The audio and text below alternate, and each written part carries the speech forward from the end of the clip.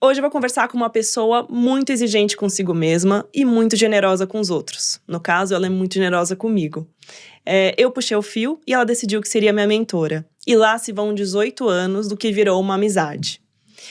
Eu tomei algumas broncas nesse período porque eu não acessava tanto ela. E ela me ensinou isso sobre networking, que é muito que a gente vai falar aqui hoje também, sobre o desenvolvimento de carreira. A nossa convidada é fonoaudióloga de formação, com especialização em voz, trabalhou muito tempo para a televisão e, há bons anos, ela desenvolve carreiras da alta liderança. Com vocês, a minha mentora da vida, Cláudia Colnago.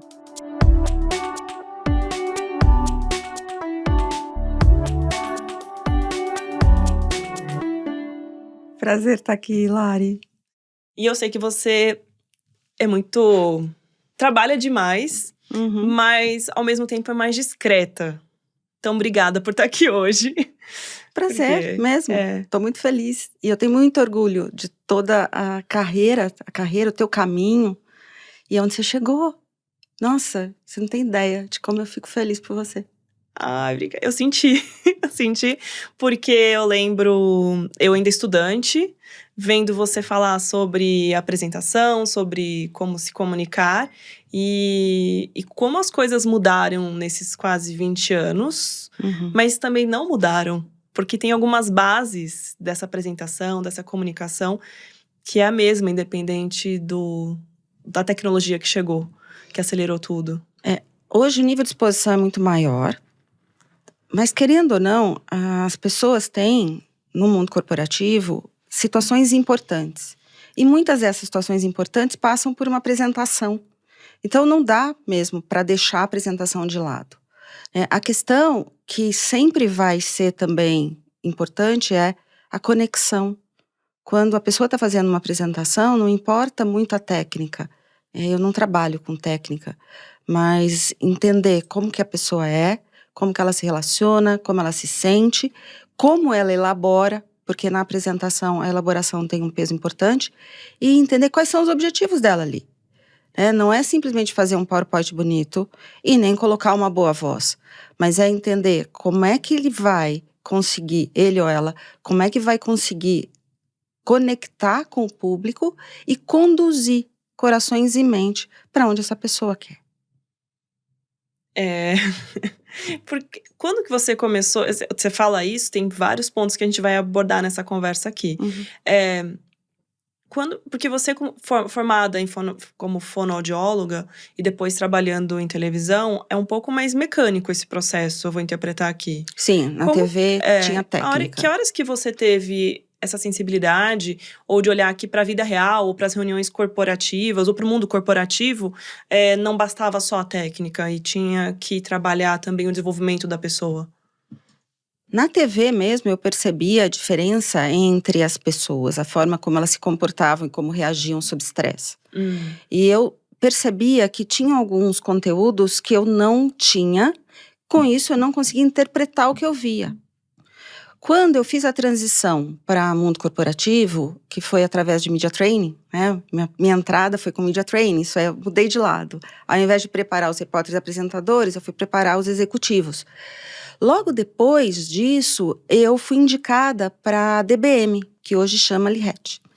Na DBM que eu descobri o conteúdo, que eu sabia que existia, sabia que eu não sabia, mas eu não tinha noção de como procurar.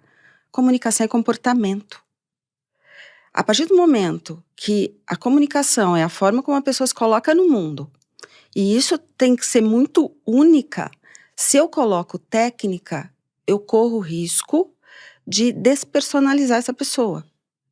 E aí eu comecei, isso há 20 anos, a desenvolver formas de poder preparar as pessoas para as apresentações, para se colocar em diversas situações, não só em público, mas mesmo em entrevista de emprego, na época com outplacement, como que elas poderiam fazer isso sendo elas, não seguindo exatamente técnicas.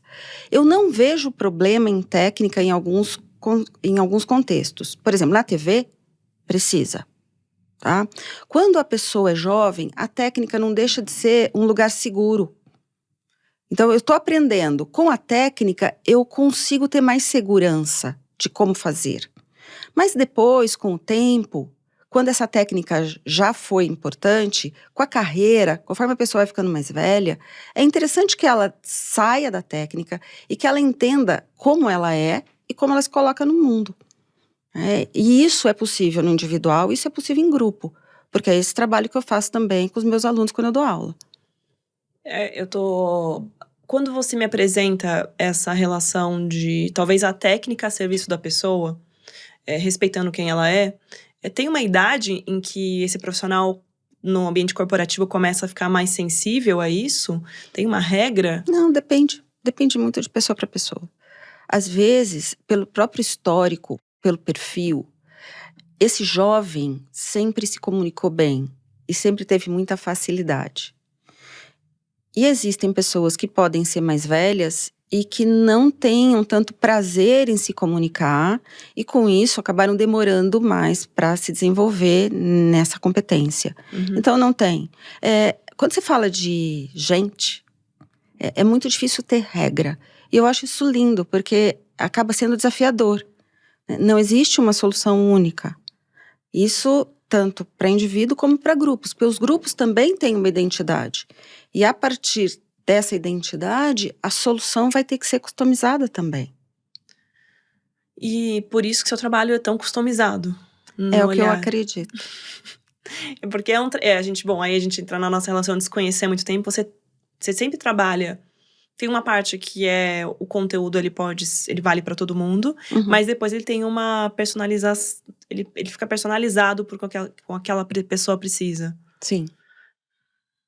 Porque o perfil é importante, o momento de vida e de carreira é importante, o que a pessoa quer também. Então, existem muitos pontos que podem aparecer na forma como ela se comporta e se comunica, mas que tem pré-requisitos que devem ser trabalhados. E se eu não olho esses pré-requisitos, eu não vou conseguir o resultado que eu quero. Uhum. Por isso que conteúdos voltados para perfil acabam me ajudando muito. Conteúdos para competências, conteúdo de neurociência, que faz parte também do meu trabalho. Então, eu vivo sempre, até hoje, estudando e buscando novos conteúdos que podem me ajudar na formação desse quebra-cabeça, que é entender, a partir do assessment, como é que eu vou conseguir trabalhar com esse indivíduo, com esse grupo. Eu acho legal, porque eu demorei a entender o que é a palavra assessment. É diagnóstico. E é um diagnóstico sobre a pessoa que as empresas decidem fazer em algum momento, alguma etapa da carreira. Sim, sim. E pode ser que essa pessoa passe por um diagnóstico antes de ser promovido, por exemplo. Pode ser que passe para, de repente, um determinado grupo de gerentes, por exemplo, passe por um diagnóstico para a empresa saber como é que as pessoas estão e aonde elas devem ser desenvolvidas, de repente, para uma nova posição. Mas num processo de desenvolvimento individual, normalmente o diagnóstico é o primeiro passo. Então, existe a conversa com a pessoa, conversa com o RH, com o líder, mas o diagnóstico também vai nortear essa jornada. Quando chegam para você, o diagnóstico está pronto. Que é o famoso assessment, já te entregam ele, não? Não. Você chega também nessa fase, nas empresas. Pode ser que chegue com assessment. E pode ser que não. Mesmo que chegue, eu faço o meu. Tá. Porque acaba sendo complementar. E esse diagnóstico que pode ter vindo pronto, ele também vem acompanhado das conversas com a RH e com a liderança. Que também me trazem pontos de vista diferentes. Como disse, é um quebra-cabeça. São vários conteúdos e vários inputs que eu preciso ter para ter esse diagnóstico correto e profundo, porque daí o caminho é mais curto. Quando eu sei exatamente o que eu tenho que trabalhar, eu consigo ter um caminho mais curto. Quando eu não sei, eu posso, de alguma forma, investir tempo no que não é prioridade. Então, por exemplo, se a demanda... Porque você é o cliente, você tem 2 clientes, dependendo. Pode ser a pessoa te contrata. É mais difícil o profissional te contratar, né? Normal é a empresa te contrata. Eu trabalho com PJ, com pessoa física. Pessoa jurídica, é importante pontuar isso também. Então, o seu cliente é o RH? Normalmente o RH. ou pessoas, tem vários nomes agora, né? Gente, gestão. Gente, gestão, mas essa é a área que cuida de pessoas, que é o seu cliente direto, em que acho que é interessante você falar sobre o objetivo, porque o objetivo pode ser uma reunião, o objetivo pode ser uma sucessão, pode ser preparação para um evento importante. É tão lógico assim ou pode ser algo mais intangível? Pode ser isso, pode ser também um onboarding. Então, a pessoa acabou de ser promovida ou acabou de chegar na empresa e tem uma adaptação de cultura, e cultura é uma variável importante, porque a pessoa, ela deve, né, ou é esperado que ela se comporte a partir dos códigos de um lugar. Se vem de uma empresa com um código muito diferente… Dá ruído. Pode dar. Uhum. E pode acontecer da pessoa ser super competente, mas não se adaptar aos códigos da empresa. E daí, um trabalho de desenvolvimento acelera e ajuda, entendeu? Uhum. Ajuda a mostrar para esse executivo coisas que, a princípio, ele não consegue identificar. Ou trabalhar a partir de pontos que ele já identifica, mas que, por não ter tido a vivência, ele acaba não conseguindo ajustar o comportamento, a forma como se comunica, a forma como lidera. Né? Porque isso impacta na liderança. Na maneira como ele vai se comunicar com as suas equipes que vão repassar. Porque a questão é que a comunicação, ela acaba sendo uma competência transversal. Ela acontece em todos os lugares. E ela é usada para… Então, é usada para liderar, ela é usada para demonstração de competência, ela é usada para networking. Mas se você pega só a comunicação, você pode não ter o resultado esperado. Então, é comunicar para quê? Aonde eu vou chegar? Qual que é o meu objetivo, entende? Ao longo dos anos, o que eu fiz, né, o meu principal movimento foi sair da área de comunicação como o principal, mas trabalhar a liderança, trabalhar a carreira, trabalhar a sucessão usando a comunicação, entende? Normalmente o nosso objetivo não é melhorar a comunicação. Que é o clássico que as pessoas interpretam. Exato. Que é isso, não é? A comunicação a serviço do que você quer fazer. Exato. Considerando que cada pessoa é única e a forma de se comunicar tem que ser única. Eu não posso me comunicar de uma maneira muito diferente. Existem pontos a desenvolver? Sempre. Sim. Mas o fato de eu não ter, por exemplo, um padrão que seria de um bom comunicador, não significa que eu não vou conseguir chegar onde eu quero. Exemplo. Normalmente, a voz, ela tem uma correlação direta com estatura. Pessoas mais baixas têm vozes mais agudas. Tá. Então, a princípio, pessoas mais altas, o esperado é uma voz mais grave. Homens e mulheres, tá? A questão é, se a pessoa tem uma voz aguda, e ela mesmo fazendo exercícios de fono, eu tenho fonos que eu indico, que trabalham comigo, porque eu acho o trabalho de fono fundamental. Então, digamos que seria interessante para percepção da mensagem dessa pessoa, que a voz fosse um pouco mais grave. Mas existe um limite. Então, mesmo mantendo essa voz um pouco mais aguda do que seria o ideal, tô pensando numa mulher, tá? Numa cliente que eu atendi. Ela não deixou de ter sucesso por causa disso. Uhum. Entendeu? Então, são muitas variáveis que a gente tem que olhar para entender qual que tem maior impacto e investir nisso. Qual que causa maior ruído? Tá. Para uma pessoa, eventualmente, pode ser a voz, para outra pode ser a imagem dela. Pode ser. A outra pode ser agitação, a outra pode ser uma pessoa que fale muito, escute pouco. Famoso prolixo. Pode ser prolixa, pode ser uma pessoa confusa para falar. E daí, não necessariamente só com treino, ela vai melhorar. Existem alguns problemas em termos de elaboração que nós só conseguimos identificar com uma avaliação, e aí é uma avaliação feita por fonoaudiólogo também, que é a avaliação de processamento auditivo central. Então, às vezes a pessoa vem, por isso que eu te falo do diagnóstico. Onde começa, independente do famoso assessment da empresa, onde também está o seu diagnóstico. E o fato de eu ser fono me ajuda muito nisso. Uhum. Porque a partir do que eu vejo, eu consigo ter vários conteúdos que vão me dizendo as possíveis causas. Tá. E fono é uma lente. Então, eu tenho várias lentes. A de fono é uma lente. Quando você trabalha comportamento, que é uma competência, né? São competências complexas. Não dá para ter, pelo menos na minha opinião, né? Como você disse no início, eu sou um pouco exigente. Na minha opinião, não dá para ter um conteúdo único. Quanto mais conteúdo, quanto mais saber. Isso é a parte que eu te acompanhando nesse processo de mentoria, nossa mentoria / amizade, onde você sofre muito.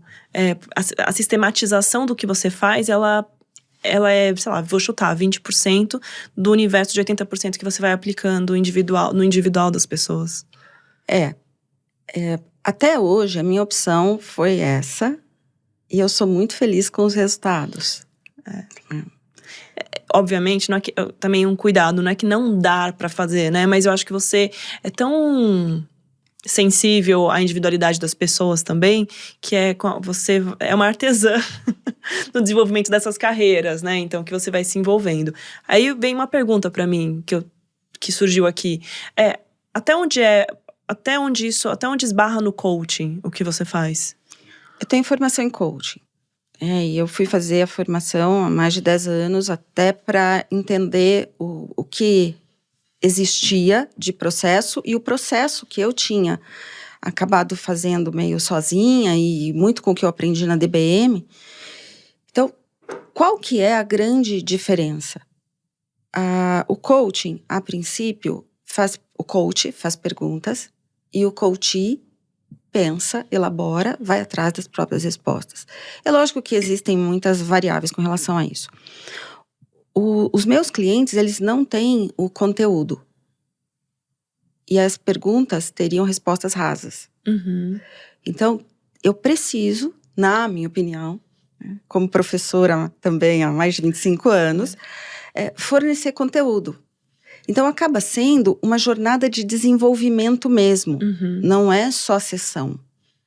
Tem conteúdo. Tem conteúdo entre as sessões, tem conteúdo durante as sessões, dependendo do que a gente está trabalhando, dependendo do nosso objetivo. Então, eu faço uma compilação, faço uma curadoria do que aquele cliente precisa, e aí eu recomendo. Porque, com isso, de um encontro para outro, nós temos um processo já ainda acontecendo.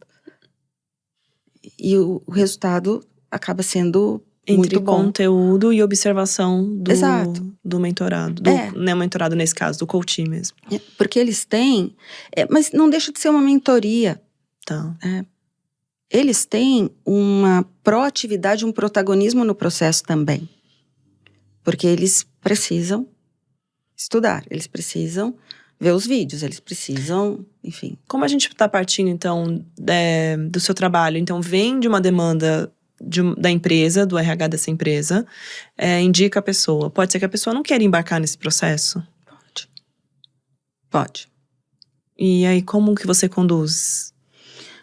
Isso é raro acontecer, tá? Então, são 20 anos já, né? Depois que eu saí da TV.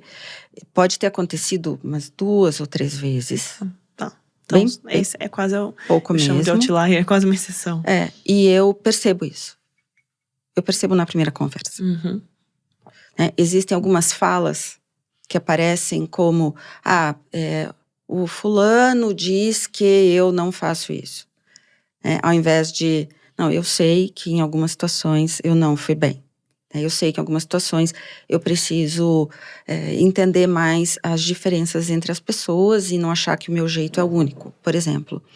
E aí eu tenho uma conversa sobre, se realmente a pessoa quer. E dependendo das respostas, eu faço algumas sugestões. Desde fazer um outro tipo de trabalho, ter um trabalho como pré-requisito, por exemplo. Eu tenho uma rede de parceiros que muitas vezes entram. Então, eles entram primeiro e, se for necessário, eu entro, porque às vezes nem é necessário. Ou eu faço uma sugestão de um formato diferente, formato mais curto, para ver se a pessoa quer, se a pessoa gosta. Então, depende. Você vai testando também. Sim. Que pode ser, a gente foi para um caso extremo, mas também no processo pode ter defensiva, porque quando a gente tá sendo…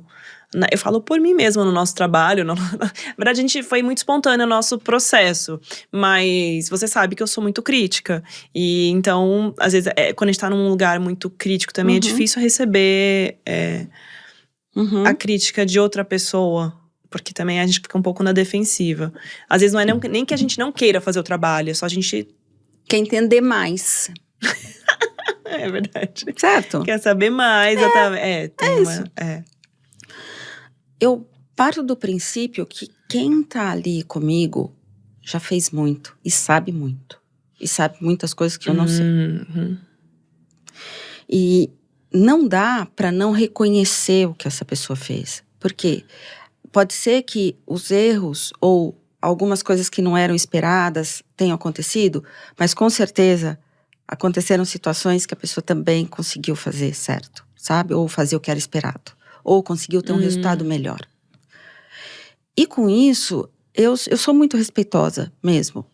Né? Eu acho que a escuta é importante. Entender o que o outro sente é importante. E fazer um trabalho de cocriação ali.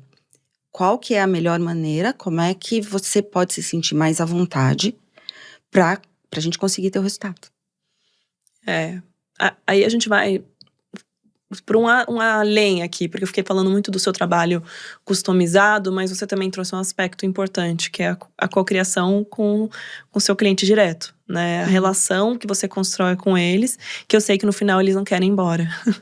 Na maioria das vezes, né? Que você fala, tchau, acabou. E na verdade… Eles ficam emocionados. Antigamente, eu conseguia ver, né, as pessoas que eu tinha atendido e que a gente já tinha terminado o processo com mais frequência. Depois, com os anos, fica inviável. Mas o que eu faço é, dentro do possível, encontrar essas pessoas. Você faz isso muito… Que a gente vai para um ponto muito importante nessa conversa, que eu estava aqui anotado. Como que você organiza a sua agenda, Clau? Porque você me ensinou duas coisas. Não, várias, mas eu vou listar aqui duas importantes. Tá bom. Eu também passei a oferecer mentoria para o pessoal mais jovem, faço muito isso também lá com o pessoal comecei lá no programa de bolsas do INSPER, depois fiz um outro projeto. E uma característica que tem, quando a gente é mentorado, a gente tem vergonha de acessar um mentor. Porque a gente acha que ele é muito ocupado, muito importante. Mas às vezes é o contrário. A pessoa que tá mentorando precisa que a outra também toque você pra ter essa troca. E você foi uma pessoa que um dia falou pra mim, Larissa, só eu te mando mensagem. Só eu te acesso pra gente almoçar. Faz alguns anos isso já, hein? Faz pelo menos 10. Já, também. Mas eu guardei isso, porque realmente eu não queria incomodá-la e eu vejo que é uma recorrência isso na mentoria. Então, acho que é um ponto importante de aprendizado. E o segundo é sobre o seu olhar sobre sua agenda. Eu não acho que você é um excesso de produtividade, você nunca prega isso com as pessoas. De tudo que a gente já conversou, do que eu já participei de conteúdos que você ministrou, você não prega a produtividade em excesso, porque aí eu acho que vira uma produtividade tóxica.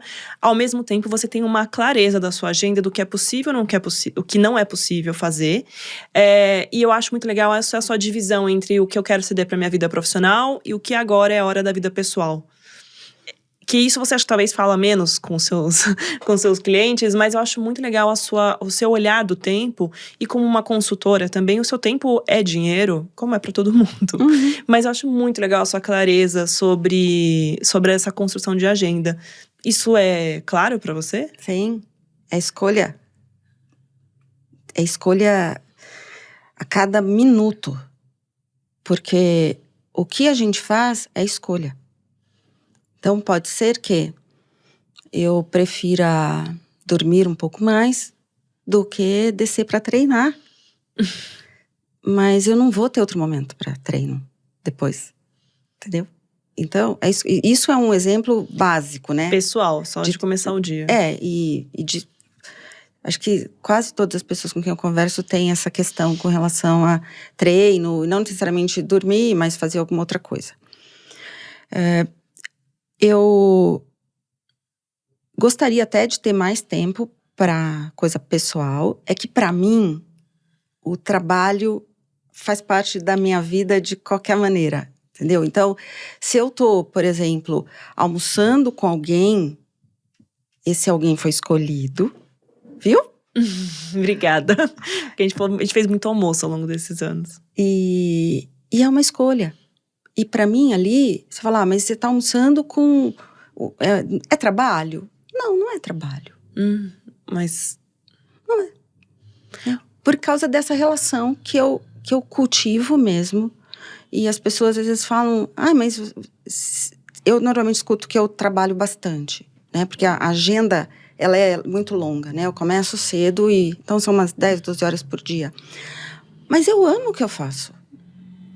Então, existem pré-requisitos para eu estar bem, para poder cuidar das pessoas, né? Porque a minha missão na vida é cuidar.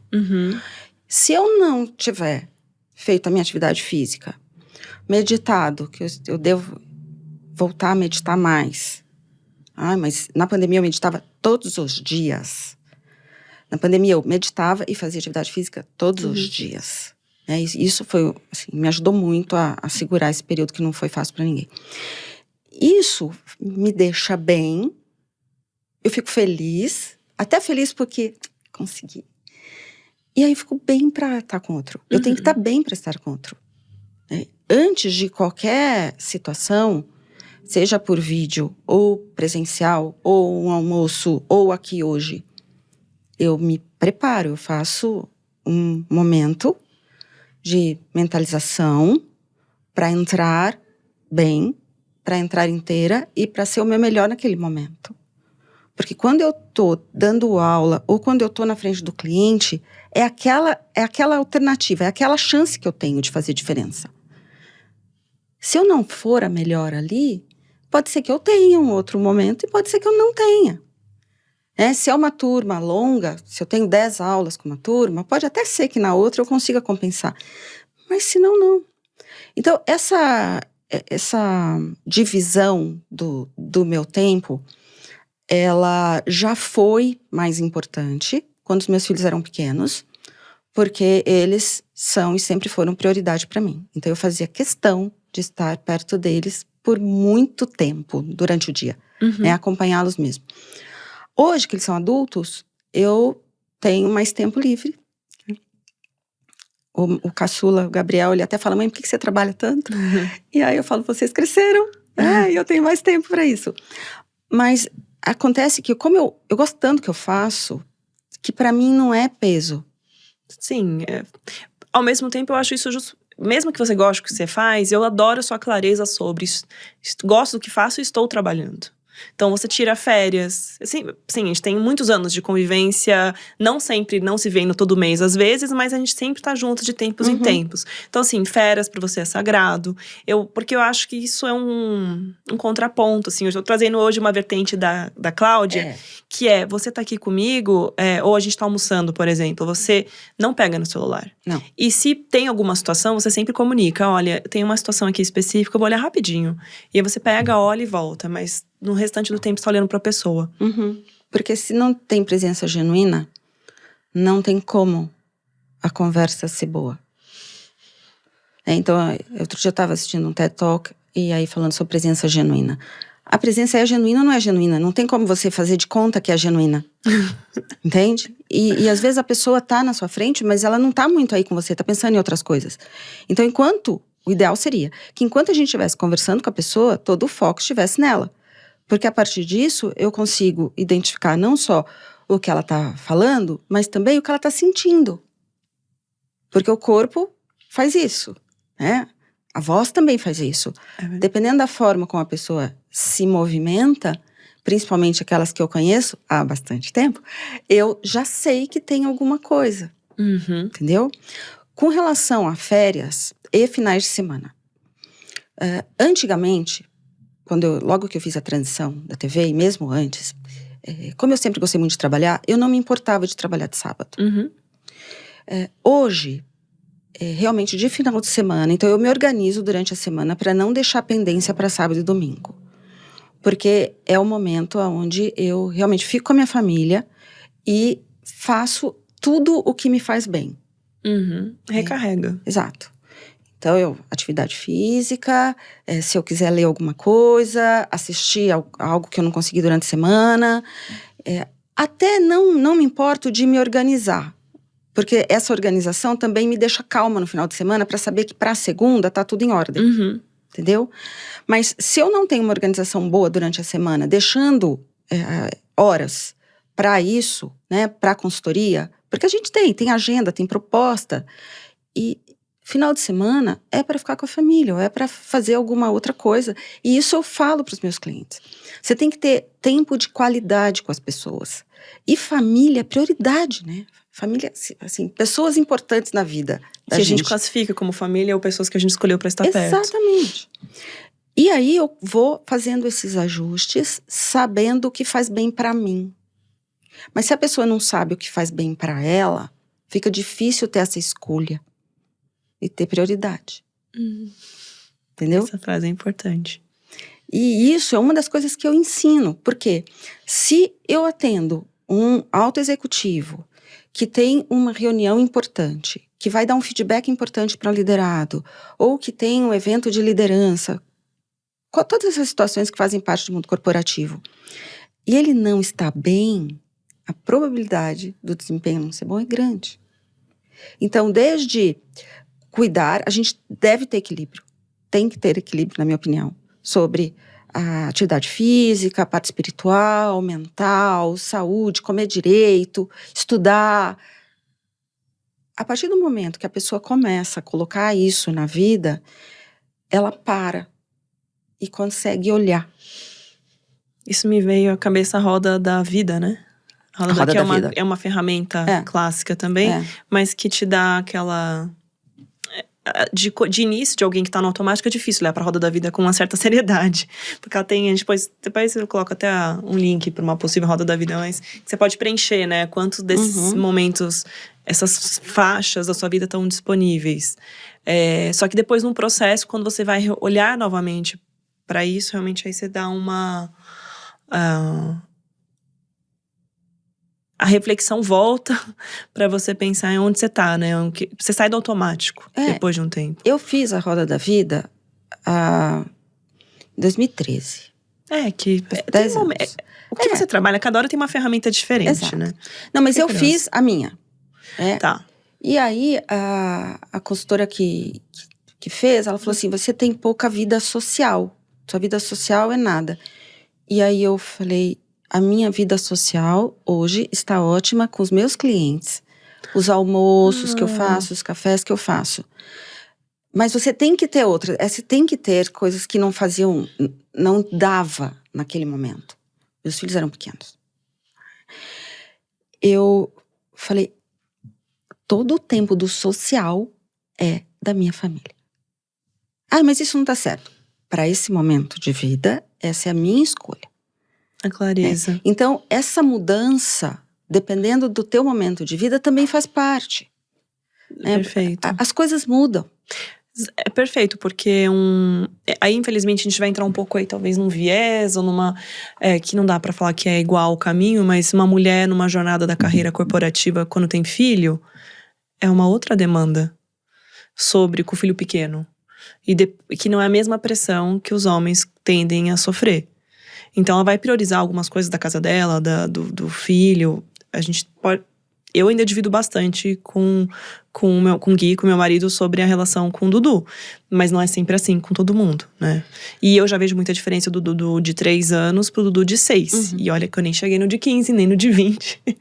Que aí é outro ponto que eu quero trazer mais pra frente. Só que, realmente, o momento... Cada momento da nossa vida puxa uma dedicação diferente, né? E também depende muito do que a pessoa quer. Que a gente não se pergunta muito isso. Então, ok. Se dentro da realidade, né, que a pessoa vive, ela tiver que postergar ter filhos porque ela quer ser diretora até não sei quantos anos, é uma opção. Para entrar nessa seara, né, isso é a papo de jantar, almoço na minha família. Porque eu tenho 2 meninos, né? São 2 homens hoje. E nós falamos muito sobre isso. sobre o papel do homem, sobre a importância deles, né, tendo sido educados, os dois foram educados para não serem machistas e não são machistas. Então, mas são exceção, talvez, né? Eu não sei exatamente como é que as outras famílias educam os filhos, né, os outros casais. Mas isso daí tem muita variável, Lari, sabe? E pode ter muito ruído, porque as pessoas fazem as escolhas que elas podem, o que elas querem. Às vezes elas querem uma coisa, mas acaba tendo imprevisto na vida, sabe? É a parte que a gente não controla. É a parte que a gente não controla.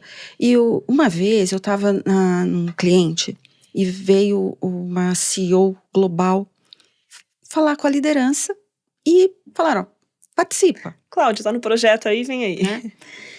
E perguntaram para ela como que ela fazia para equilibrar os pratinhos. Ai, essa pergunta, eu não gosto. Mas ela deu uma resposta que é assim... Se guardou. Nossa, isso passou a fazer parte também das minhas escolhas, né? E de eu estar plena quando eu estou num determinado lugar. Ela disse que é impossível ser a melhor mãe, a melhor esposa, a melhor profissional. Só que quando ela era mãe, ela era a melhor mãe. Quando ela era esposa, ela era a melhor esposa. E quando ela era profissional, ela era a melhor profissional. E isso, para mim, foi libertador. Uhum. Porque eu falei, é verdade. Não dá para você estar trabalhando e querendo ser a melhor mãe, porque a tua opção naquele momento é estar na empresa. E quando você é mãe, também não dá para ficar respondendo, pegando o celular e respondendo mensagem, ou ficar em rede social, enfim. Porque daí ali você está sendo mãe. E pro filho, eu não sou especialista em educação de criança, mas pro filho é importante. Do mesmo jeito que a gente não gosta quando nós estamos com adulto, e esse adulto pega o celular e fala, pode ir falando que eu estou te ouvindo. É isso. E isso é uma das coisas que alguns clientes já fizeram não comigo, mas eles contam, ou alguém da empresa contava, né, o RH. Mas, Cláudia, eu tô ali. Falei, não, você não tá, porque o cérebro não faz duas coisas ao mesmo tempo bem feitas. Pelo menos não por enquanto.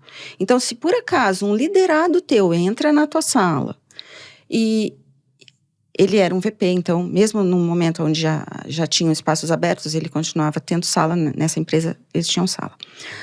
E você fala, pode sentar aí, e eu tô escrevendo aqui, mas eu te escuto. Como é que a outra pessoa se sente?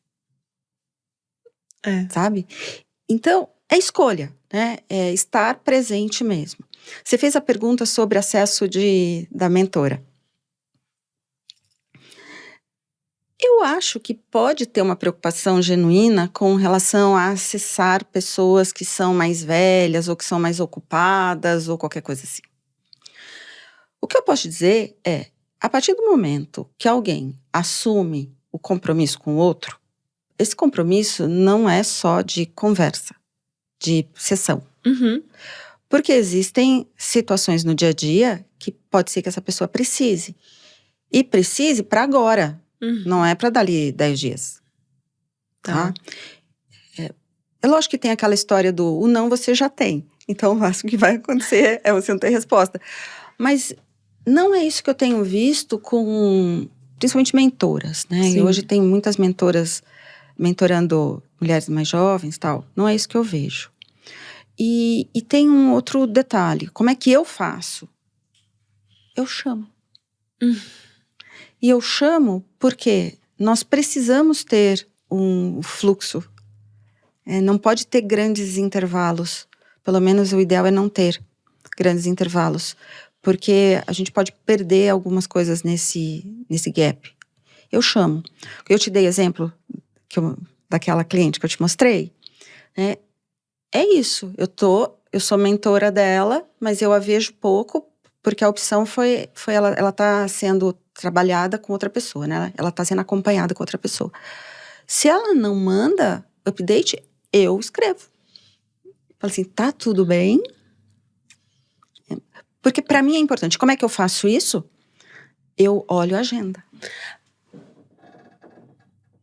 Eu olho a agenda. Eu olho a agenda não dessa semana, eu olho a agenda do mês. Pra fazer Pra follow-up. trás. Pra fazer follow-up. Olha aí, tá. Tá? E outra coisa que eu faço também É tão simples, eu não faço isso. Eu só tô olhando no futuro. Futuro. Mas é verdade. Porque às vezes não é só uma agenda. Às vezes é algo que a pessoa ficou de mandar e não mandou. Sim. Eu tive a reunião, poxa, ela ficou de mandar isso, entendeu? E daí eu volto a falar com essa pessoa. E dando continuidade, esse ponto sobre você me ensinar, sobre eu entrar em contato. Você veio pra mim e falou, quero fazer um curso com você. Uma mentoria. De onde veio essa vontade de construir algo mais formal para mais pessoas? Que a gente vai falar um pouco desse curso, dessa mentoria. Que eu confesso que eu fiquei… de novo, a mesma coisa de fazer de acessar a mentora. Eu falei, Cláudia, sério? Você quer fazer com o pessoal de energia isso mesmo?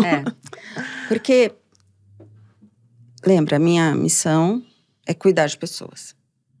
E eu faço isso através do meu trabalho, os atendimentos individuais e do ensino, dando aula. Então, já são 26 anos. Que foi como eu te conheci, dando aula. São 26 anos já dando aula. E eu amo os dois momentos. Tanto quando eu estou no individual, como quando eu estou em sala. Só que, quem tem o conteúdo, né? Meu conteúdo? Os meus alunos ou os meus clientes. E aí eu pensei, nesse meu momento de vida, agora, eu falei, por que não fazer formatos diferentes para poder alcançar pessoas que normalmente eu não alcanço? Porque acabam não fazendo parte do perfil de cliente que eu atendo. Ou até um passo antes, porque quando você vai atender, a pessoa já tá na liderança. Todos. E o que a gente tá abrindo aqui para essa mentoria é quem tá de olho também na construção dessa liderança. O que fazer para ser percebido como? E é lógico que não existe receita de bolo. Mas existem melhores práticas. E eu escuto muito dos meus clientes que já são seniors. Nossa, Cláudia, se eu soubesse disso antes, minha vida tinha sido muito mais fácil. E foi meio inspirada neles. Porque essa é uma fala muito comum. Por que não? Sim. E qual que é a melhor maneira? É grupo. Mas não dar aulas teóricas. Que é o seu maior cuidado. Que eu até eu vou resgatar aqui os títulos que a gente escolheu. Quer dizer, a gente não, você escolheu para as aulas e eu apoiei.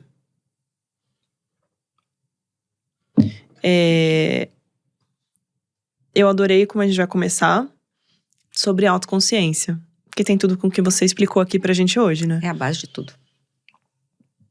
Que é até hoje, quando a gente foi brincar agora da roda da vida, é um pouco da onde eu sou, onde eu quero, pra onde eu quero ir. Né? Essa reflexão. E aí você tem um cuidado também de espaçar um pouco as aulas, porque você quer dar tempo para as pessoas refletirem. Isso, porque vai ter lição de casa.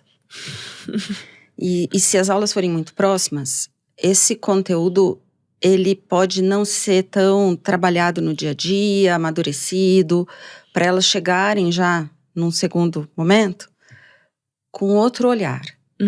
Então, o objetivo é ter usado as situações do dia a dia para colocar o que foi falado em cada dia, em cada aula, em prática.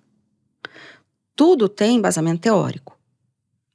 Mas a questão é como é que eu uso esse embasamento teórico no dia a dia. Então, eu como aluna, quando eu escuto, né, uma aula que tem muita teoria, a minha dúvida sempre é, como é que eu vou usar isso? E aí, pensando que isso pode ser também uma questão das outras pessoas, as minhas aulas acabam sendo conversas ampliadas, aonde eu vou colocando cases. Que é super prático. Só que tudo com um embasamento teórico que eu vou explicando o porquê da escolha A ou da escolha B, segundo tal autor, seria assim, segundo esse, o autor que eu mais gosto. É engraçado até, curioso, porque a gente, com a nossa amizade, eu entrei com você num curso sobre comunicação, que você foi professora, lá em 2005, que a gente chuta por aí. Por aí. Foi sem querer que eu fiz esse curso. Eu saí com você na minha cabeça, da clareza que você tinha, mas eu acho que depois você virou minha mentora, foi indo, né, que eu pedi pra fazer um trabalho de fala, porque eu falava muito rápido. Ainda falo muito rápido, mas tá mais consciente, pelo menos. E você falou, eu não vou fazer isso, que você ainda não tá nessa fase, mas você me indicou e me acompanhou e a gente deu clique. E eu cortei, acho que demoraram, acho que a gente tava fazendo as contas em 2018, 2019, você deu uma aula, que eu assisti novamente. Isso. E aí eu fiquei chocada com a clareza que você trouxe, justamente da maneira como você tá falando. Trazendo evidências, trazendo casos, com calma no raciocínio, em que é confortável acompanhar o que você tá falando. Porque eu acho importante você ter. Por isso que eu forneço o conteúdo. Uhum. Acho importante mesmo. Mas na prática, o que esse conteúdo vai trazer de diferença? Vai fazer diferença e vai ser embasamento para o desenvolvimento do meu aluno ou do meu cliente. Uhum. Entendeu? E a autoconsciência é a base de tudo. Qualquer processo, ele tem que começar pela autoconsciência. Porque daí também vai ficar muito mais claro para saber aonde a pessoa vai chegar e daquilo que nós vamos falar, o que serve para ela. Porque tem isso também. Então, apesar de não ter receita de bolo, depois de muito tempo trabalhando, tem várias situações, dependendo do perfil, que eu consigo já sugerir o que é mais confortável. Uhum. Não é uma sugestão única, mas que se a pessoa não souber, por exemplo, como ela se sente sob estresse e qual que é a mudança comportamental dela sob estresse e o que é estresse para ela, fica bem complicado trabalhar esse posicionamento para ela ser percebida como uma futura líder. Porque a maior parte das situações onde elas têm exposição são situações mais difíceis. E em situação mais difícil, o cérebro, sistema límbico, ele começa perigo, perigo, perigo. E a gente tem mesmo, por química, neuroquímica, a gente tem uma alteração em respiração, batimento cardíaco, a boca fica seca, musculatura trava, laringe é cartilagem e músculo. Então, só de chegar numa situação que não é confortável, a pessoa já tem algum tipo de reação. Como que ela lida com isso? E, às vezes, falar para 3 pessoas é público. Tá? Então, não tem um padrão que é falar em público ou que é uma conversa difícil. Depende da pessoa. Uhum. Tem gente que fala para 100 sem problemas. E tem gente que fala para 3 ou 4. Tem gente que fala bem enquanto está sentada. Se levanta, trava. São muitas variáveis que dependem da forma como a pessoa é e da história de vida dela. Porque aqui no Brasil, nós, hoje já, mas dependendo da escola, a criança não é exposta para falar em público. Uhum. Então eu super valorizo as escolas que têm essa preocupação desde que a criança é pequena, porque isso também vai fazendo com que a criança passe por um processo de dessensibilização e que não tenha o falar em público como um grande eixo. Ah, tá bom. Não vire... Porque aí também é um cuidado que eu acho também que você sempre tem. Não é sobre a pessoa ser expansiva ou introspectiva. Ambos os perfis conseguem falar em público. Conseguem. Respeitando o seu estilo. Não tem a ver com... Porque, pela teoria, né? É extrovertido e introvertido. Quando você olha para o MBTI, que é eu falei errado, é verdade. um assessment, né? E aí, na tradução para o português, ficou introvertido, extrovertido. Que pode ter uma conotação um pouco estranha, o introvertido. E aí eu prefiro falar que é reservado. Tá. Porque se você fala que tal pessoa é introvertida, é como se ela fosse, assim, incapaz... Me vem a ideia de uma pessoa que se fecha, um caramujo, sei lá. De se colocar no mundo e de conseguir colocar suas ideias e mostrar sua competência. A questão é essa, é que a forma como a gente se comporta tem a ver com o nosso perfil, com o estilo, com a educação, com as experiências que a gente teve ao longo da vida. Até refletir se o reservado é seu, ou você aprendeu a ser assim. Pode ser. Eu vivi um pouco essa dinâmica, e que Pode eu ser. não acho. Eu sou mais extrovertida de fato, só que eu aprendi um pouco reservado por questões de aprendizados de família. E tem culturas também, né? É muito comum orientais serem mais quietos. Sim. Mas aí a gente encontra caminhos, ferramentas para a pessoa dar o seu recado, né? Exato. Então a gente vai passar desse autoconsciência, que é essa maneira de fazer essa reflexão, para no dia 15 de setembro fazer posicionamento, marca pessoal. Que aqui é um ponto também que você sempre foi muito sensível e direta comigo também, na construção dessa marca, né? Que passa pela imagem. A imagem acaba sendo algo tangível. Por isso que tem importância. Então, a forma como a pessoa vai se comportando, vai construindo a marca pessoal dela. Independente dela ter feito um trabalho de marca pessoal ou não, todos nós temos uma marca pessoal. A questão é, será que a marca dela é compatível com a essência dela? Mostra as competências? E aí tem um processo que é lógico que a gente não vai conseguir entrar muito no detalhe, porque São 2 horas. São 2 horas e é um processo complexo, mas é um bom início para as pessoas trabalharem a conscientização sobre. De novo, nesse caminho, né, de construção, para quem a gente está olhando para as referências, porque algumas funcionam, outros não, nessa construção de marca pessoal. Isso.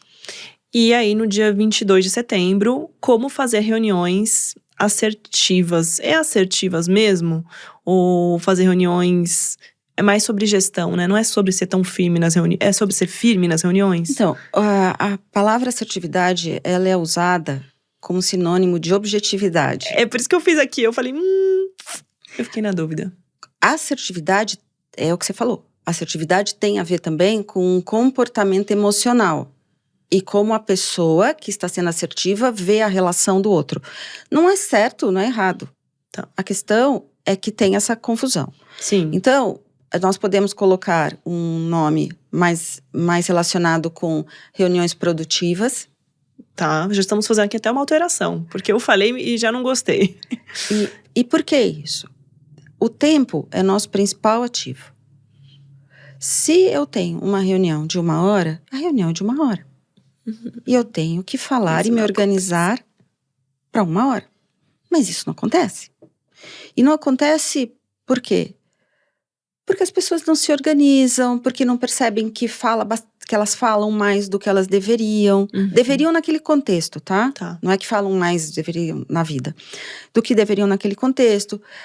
A princípio, se a pessoa vai fazer uma apresentação numa reunião, e ela não se prepara para a apresentação, ela só faz o PowerPoint, ela vai estourar tempo. Porque a preparação tem a ver com a cronometragem. Se no dia a dia ela já fala bastante, a tendência é que ela vai continuar falando bastante. A gente repete comportamento. Então, entender que aquelas que falam muito podem ter uma oportunidade de fazer edição, vai melhorar muito a imagem delas, porque normalmente as pessoas reclamam de quem fala demais e estoura o tempo. E aquelas que entram mudas e saem caladas das reuniões, vão entender também a importância do posicionamento em reunião, até para a marca pessoal e para demonstração de competência, conhecimento técnico. Sim. Não, ficou claro de que formas a gente pode trabalhar isso e até entender, porque muitas das vezes, quando a gente está também ascendendo na carreira, a gente não tem controle sobre o tempo dessas reuniões, porque elas são dadas por outras pessoas. Mas entender o que a gente pode fazer sobre, não precisa falar tanto, mas quando falar para ser ouvida. E é em qualquer momento, né? Mesmo quando elas forem promovidas e serem as donas da reunião, né? Normalmente quem dita o tom da reunião é quem organizou. O ideal, pensando em tempo, em produtividade, é usar esse tempo para falar o que tem que ser dito. Existem exceções sempre. De repente tem uma crise, pode ser que mais detalhes precisam ser colocados. Mas na regra, seria bom se fosse assim. E o último ponto é a apresentação em público, que também é uma especialidade sua e que emenda um pouco com o que você falou sobre reuniões produtivas, essa preparação, como contar histórias de maneira… Você passa um pouco, não é só storytelling, porque você mistura um pouco de tudo nessa parte, né? Storytelling é muito útil, mas ele não cabe em todas as apresentações de negócio. Excelente falar isso. Tem alguns… O que às vezes é possível fazer e fica bom é colocar pedaços da apresentação com storytelling, que daí é técnica mesmo. Uhum. Né? Mas o olhar tem que ser para o negócio e para quem vai escutar. A maioria das pessoas, se a gente fizer uma enquete, todo mundo vai agradecer se o outro falar menos. Inclusive no curso que a gente fez, esse lá de 2005, que foi dentro da Getúlio Vargas, que era um curso para alunos, né? Era. Eu fui meio que de convidada de uma amiga, beijo Mirelle. E ela tinha um outro pessoal de apresentação que falava obrigado pela informação que você não me deu. Uhum. Que eu carreguei comigo, assim, por muito tempo, assim, sobre isso aqui é relevante? A gente precisa… Só que isso é muito no escrito, porque a parte deles era sobre escrito. Uhum. E o mesmo cabe pro falado. Sim, cabe. A questão é que nós vamos falar sobre isso também, sobre PowerPoint. Não adianta só você editar a fala e não editar o PowerPoint. Também. O que aconteceu já, assim, quando o PowerPoint entrou na vida das empresas, é que o que eles faziam em Word, eles passaram a fazer em PowerPoint. Só que o PowerPoint tem outro objetivo. Quando eu estou apresentando, a não ser que ele seja fonte de conteúdo. Então, essa edição da fala e do PowerPoint que vão fazer o sucesso. Por quê? Se por acaso a pessoa coloca muita informação no PowerPoint e não se prepara, a tendência é que ela fale mais. Uhum. Porque a informação está ali. E existe uma grande diferença entre a forma como a pessoa se comunica na escrita e a forma como a pessoa se comunica na fala. Não só com relação à extensão, mas também com relação a tamanho de frase, uso das palavras. As palavras que a gente usa na fala, elas são mais coloquiais. Sim. A escrita, daí, ela permite, às vezes exige um vocabulário um pouco mais rebuscado. Né? E você sabe uma coisa que eu demorei para trazer para consciência? A respiração. Uhum. Porque no PowerPoint não tem respiração. E quando você está apresentando tem um ritmo, um silêncio também é bem-vindo. O silêncio é uma forma estratégica de chamar atenção para algum ponto. É que ele não pode ser usado de maneira indiscriminada, porque senão as pessoas podem achar que a pessoa esqueceu. Mas dependendo da informação e do quanto essa informação for importante, a gente quer chamar atenção, sim, a pausa estratégica, ela é super legal. Sim. E no mundo acelerado que a gente tá, eu também percebo isso, que quem cuida da comunicação ganha assim, você ganha sua atenção. E quanto mais acelerado, eu não sei quanto tempo a gente vai sobreviver sendo tão acelerado assim, porque tá cansativo pra todo mundo. E olha que eu sou acelerada, mas tá cansativo, assim, tudo rápido demais. A linguagem das redes sociais também tá acelerada, tá em 1.5, 1.2. Isso tá tudo é muita informação em pouco tempo. Só que eu percebo que quem tá com isso mais afinado e traz, ganha atenção e eu vejo mesmo, a gente…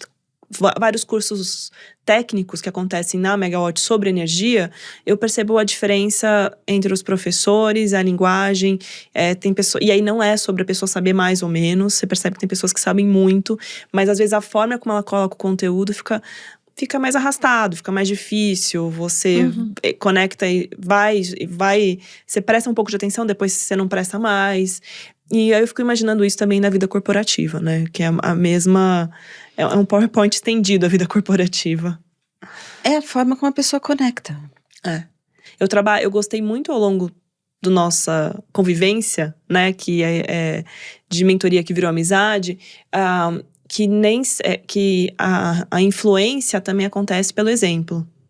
Então é muito bom aproximar também líderes e possibilidades, histórias.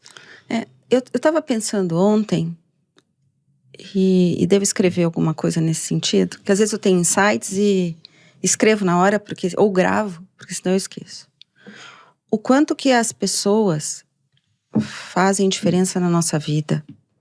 E se eu tenho assim, praticamente certeza, se todo mundo parar para pensar, o quanto que algumas foram essenciais para a gente ser o que é e para chegar onde chegou, sabe? E isso é algo que eu valorizo muito.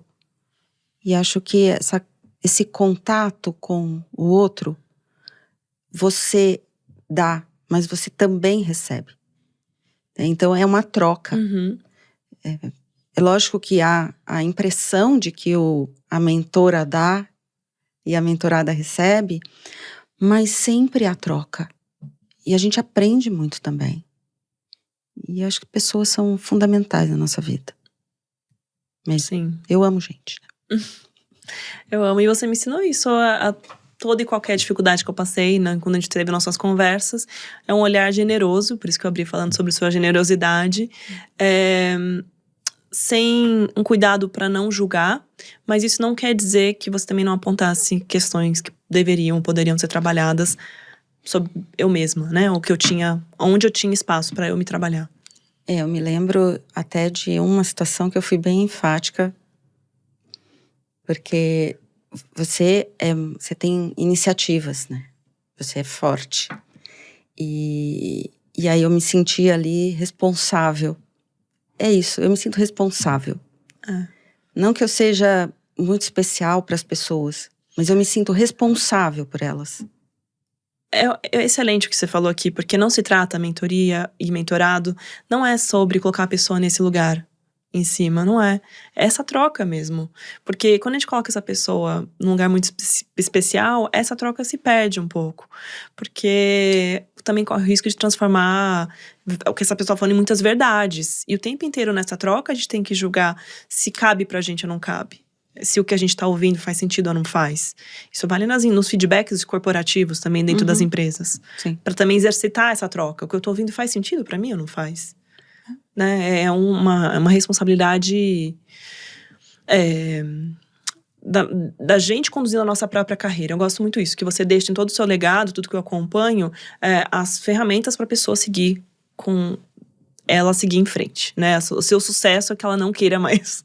Eles sentem saudade, mas que não queiram, que não precisem de você sempre.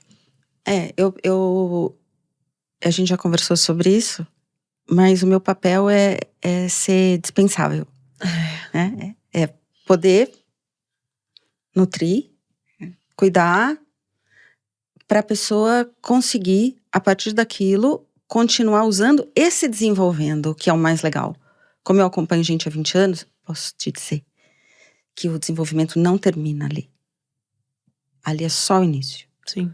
Eles continuam se desenvolvendo. É lindo encontrar isso depois. E para fechar, eu queria colocar mais uma coisa que você não que é sobre filhos.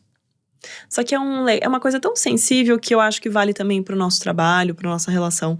Você também me chamou a atenção, porque eu sou ainda mãe de um filho na primeira infância, pequenininho. Que também é uma construção a gente querer que eles fiquem perto da gente. De abrir espaço para que eles estejam ao nosso redor. E acho que isso também é uma escolha. Porque existem mães que não se preocupam ou veem de outra forma. E eu não vejo problema nenhum em ver de outra forma, mesmo. Mesmo porque eu não sou especialista nisso, né? Eu só sou especialista nos meus filhos. Perfeito. Mas esse cuidado sobre o que eu tô construindo hoje, será que não há uma obrigatoriedade nisso, mas a qualidade da relação de hoje, eu passei a olhar muito pro Dudu hoje, né? Você falou isso acho que há uns 2 anos, sei lá, como ele tá hoje. Como que a gente vai nutrir nossa relação pra frente. E isso vale em qualquer situação. Aqui com o filho a gente potencializa isso, mas vale no trabalho, né? Com o meu nível de atenção, o meu interesse sobre o outro. Eu tô nutrindo isso? Né? Vale, porque eu acho que é o filho, na maioria das vezes a gente olha pra maternidade ou pro filho como vale a pena essa entrega. E obviamente no ambiente de trabalho a gente pode fazer escolhas, vale a pena ou não nutrir essas relações. Mas aquelas que valem, você vai construindo com filhos, o que eu vejo estudando desenvolvimento humano manter relação dá trabalho. Relação, tá? Não é morar na mesma casa e ter dependência financeira, emocional, até determinado momento da vida. Não é isso. Relação, ela exige tempo, ela exige dedicação. E eu sempre prezei muito pela escuta. Eles chegavam, ou eu ia buscá-los. É lógico que eu acho que toda mãe faz isso. Mas como é que foi? O que você fez? Tal. Cada um com as suas características. Eu ia sabendo um pouco do mundinho deles. Né? O que acontecia quando eu não estava perto. E o que eu vejo é que muitas vezes esse diálogo, ele deixa de existir depois. Porque tem videogame, porque tem isso, porque tem aquilo outro. E eu sempre chamei. Né? Então eu não tinha vida social e era muito feliz com isso. Porque, ok, café da manhã de vez em quando, almoço nunca, jantar, os 4. Final de semana, os 4. E aí você cria, o que é bem interessante, memórias. Sabe? E aí o tempo vai passando e aquilo faz parte da vida. Então eu não sei como é que... Não sei dizer exatamente o que aconteceu para ter sido assim. Eu acho que essa escuta é importante. E eu mais escuto que falo. Né? As pessoas sabem disso. Mas estar muito disponível, estar presente. Estar presente. Então, se por acaso você está em casa e está com o celular na mesa, já é um erro. Mas um erro se você quer conversar, né, com as crianças. E você está dando modelo, enfim. Olha, eu não sou especialista em desenvolvimento infantil, tá? Mas a questão é, eu levo o celular para a mesa? Como regra, não, a não ser que tenha alguma coisa importante que eu estou esperando. Como eu te falei, como eu falava para você, e falo sempre, e é uma orientação que eu passo. Se você está numa reunião, ou se você está no almoço, e tem algo importante, ao invés de você ficar pensando, porque se você está pensando, nossa, eu tenho que olhar o celular, nossa, eu não posso olhar o celular, nossa, eu tenho... Pronto, você não está escutando o que a pessoa está falando. Né? A tua atenção está interna, não está externa. A partir do momento que você sabe que pode ter uma mensagem importante e você avisa o outro, o acordo está feito. E olha, isso vale para filho e vale para qualquer coisa. O acordo, são os acordos. E eu queria fechar com essa, eu te provoquei nesse final sobre isso, porque eu acho mais bonito isso. Não é sobre controle, e assim você criou eles para a vida, eles foram. E eles voltam quando eles querem. Eu acho isso maravilhoso. E não ter... Enfim. E é lógico que hoje eu consigo entender que nada é eterno, porque dependendo da fase da nossa vida e dependendo da fase do outro, e esse outro sendo filho ou sendo um amigo, enfim... A pessoa vai ter expectativas diferentes e vai ter necessidades diferentes e vai, às vezes quer ter mais espaço, às vezes quer ter menos espaço. A questão, Lari, é que eu tento me manter muito atenta ao que o outro quer. Então, o outro para mim é foco. E isso é um exercício, né, porque a princípio o ser humano é egoísta. Então, isso é um exercício constante. Sabe? Escutar, entender o que está além do que a pessoa está falando.